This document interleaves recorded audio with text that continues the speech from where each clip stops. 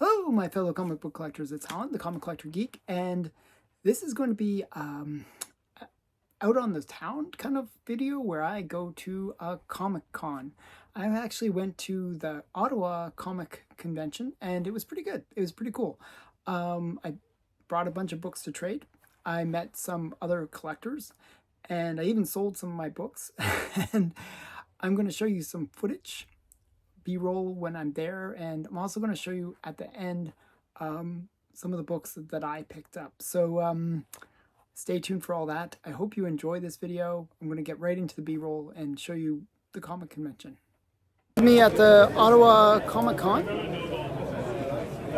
You see like all the different booths. You see. Hi, good. I'm looking for an X-Men book, and I'm trying to remember the number. It's the one directly before Days of the Future Past.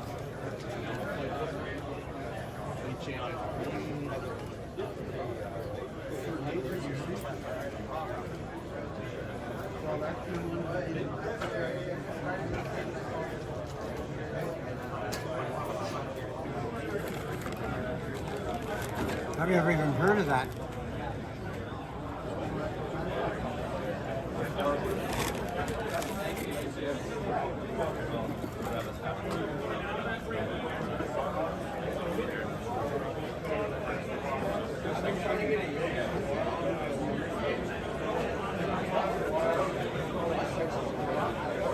So I'm back from the comic convention. I got some pretty great stuff when I was there. I was hoping, really hoping, that people would be willing to trade. I brought some cool things to trade, but the dealers really weren't buying it. They really didn't like what I had. I had some early Fazetta stuff, all low grade stuff. They weren't interested. I think they wanted more of the modern and high grade stuff. That's really where they were. Just no interest in trading. So that was a total failure in terms of trading. But I did have some cash that I got from selling my Lois Lanes. I sold them to Matt, who's a fellow collector that saw my live stream where I was showing some of the books that I had for trade. He bought my Lois Lanes, and that gave me some money to play with while I was at the convention. Also, I took out $100. So I spent like about $170 altogether. But I got some cool books from all that money, and I'll show you what I got. And I'll split this up into, it was really from 3 vendors that I bought all the stuff. The first vendor, he had a nice little collection of Spicy Tales. And so I got these ones. So Spicy Tales number 1, Spicy Tales number 2. And some of these I already have, but I wasn't sure which issues I was missing, so I just said, I'll just get them all. I'll get them all and figure it out later. So he had Spicy Tales 1 through 4. This is Spicy Tales number 3. And this is actually, this one, for example, is actually a cover swipe from the original Golden Age comic that was actually mentioned in the Seduction of the Innocent. So these Spicy Tales really just reprint Golden Age comics. So kind of an interesting series if you ever want to get some of the pre-code horror stories or pre-code stories in a modern book at a much more affordable rate. You know, buying the originals would be really expensive. This one I thought had a really crazy cover. She's being eaten by rats, whipped, and she's in chains. She's having a bad day. So those are Spicy Tales.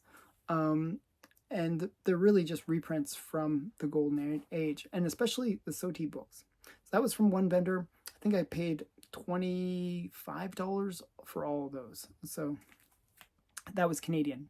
So translate that into US, it's about $18 to $20. Okay, the next one that I picked up was, there was another vendor, and he had a bunch of stuff, and I was like, okay, there's a bunch of things that I was interested in, and I wanted to see how much he was willing to negotiate. So I'll show you the prices on them, and I'll tell you how much I paid in total, and I'll translate it to US dollars. So this was Swift Comics, and this is like just a cool Infinity cover. So sorry for the nudity. It's cartoonish nudity, so I'm gonna pass on it in terms of censoring. But yeah, it's an Infinity cover. So I collect Infinity covers. It's a cool one from 1971. And then he had a bunch of Good Girl art comics, like Henry Aldrich. I thought that was kind of cute. And then we got some more Henry Aldrich. These are all Golden Age. So you'll see the prices, like these are $10.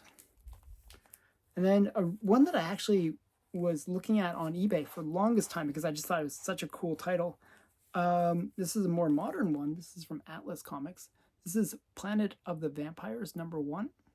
I just thought it was cool. He actually had Planet of the Vampires #2, which I kind of kicking myself for not picking up, but I just picked up #1. And then we got some candies. So candy, what's this? #43. He had it for $15. And then he had candy #35. I thought these were pretty cool covers.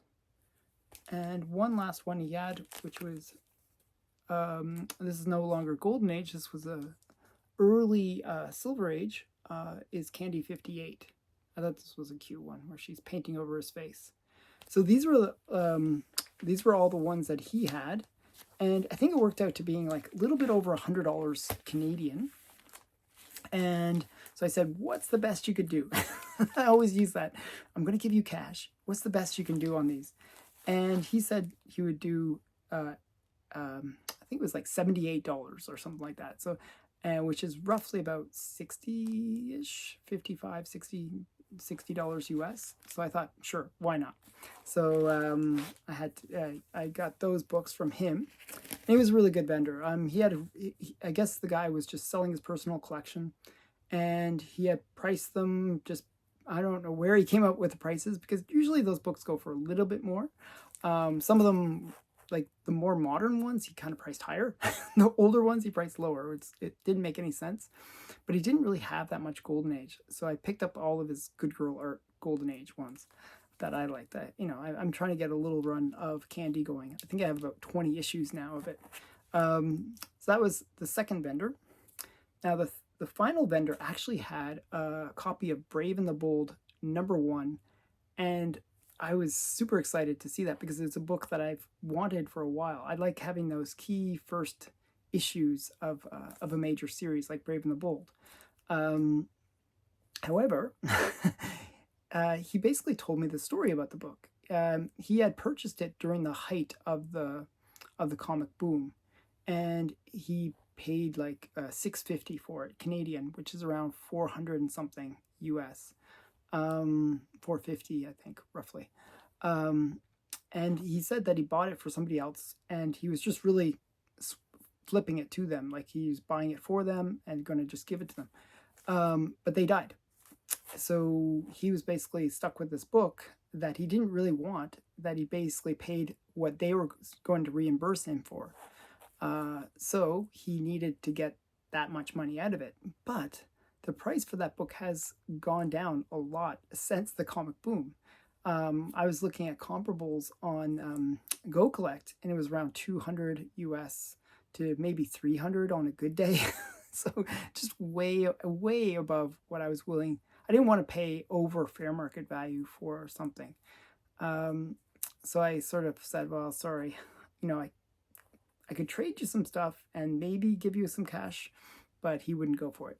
No trade, no interest in trade. I had like about $400 worth of trade, and he wouldn't even give me $200 worth of trade value for it. It didn't make any sense. I was like, okay, this is not going to happen. But I did buy 2 books from him. He had 2 cool books, and he was actually pretty good about giving me a discount as well. So he had Flying Jenny, #1.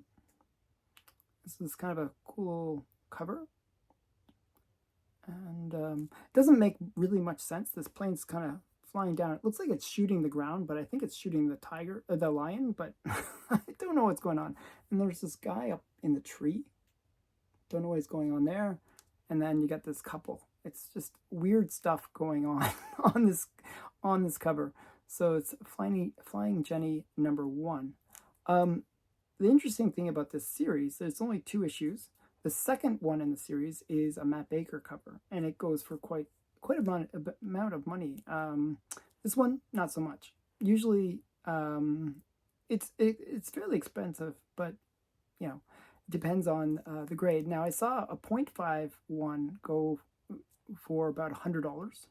This is not a 0.5. This is higher grade than 0.5. This is probably I'd say like a 3.0, like 4.0 kind of range. You know, it's quite a nice looking copy. It's got a little bit of chip out of there, but just a nice looking copy. Now he priced it at $96 Canadian, and then he discounted it down to $70, so, which is about $50. So not too bad. I thought that was a pretty good price for this book. And then the next one he had, which he didn't discount because I think it was a great price. He's like, oh, it's already a great price. Was this one? This is Freckles and Friends #1 from Argo Comics. It's just a cool, you know, good girl art series. Freckles and Friends. They have a lot of really great covers. This is not one of them. It's a so-so cover, but it's not a bad cover. But it's just not as great as some of the other covers. A lot of the really good girl art covers in the series. So this is Freckles and Friends #1. And he had it for $16, which is about $12.